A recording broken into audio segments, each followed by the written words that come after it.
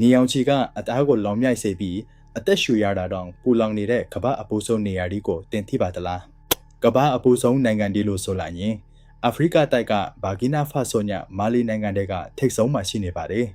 ဒီနိုင်ငံတွေမှာဒီနှစ်ပတ်လုံးပြင်းပြအပူချိန်ဟာ30ဒီဂရီစင်တီဂရိတ်နာမှာရှိနေပြီးအေးဒရယာတီဆိုတာမရှိသလောက်ပါပဲ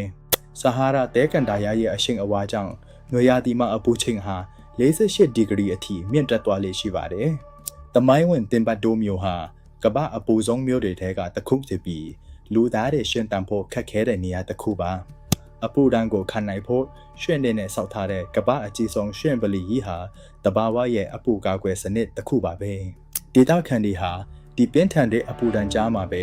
ရေကိုအမျက်သွနိုးရှာဖွေရင်းရှင်တန်နေကြရပါတယ်။အီသီယိုးပီးယားကဒါလော့ဒေတာကတော့တကယ်ကိုတခြားကမ္ဘာတစ်ခုလိုပါပဲအပူချိန်ဟာမယုံနိုင်လောက်အောင်မြင့်မားပါတယ်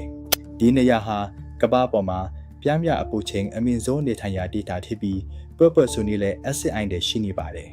ဒီမှာတက်ခတ်တဲ့လေဟာအသားကိုမီးလောင်တယ်လို့ခန်းစားရစီတယ်လို့ခီးတွားတွေကတင်စားကြပါတယ်မာလီနိုင်ငံမှာတော့တဲခန်တာယာစင်ဒီဟာရေရှာဖို့အတွက်မိုင်ပေါင်းယာနဲ့ခီးနေကြရပါတယ်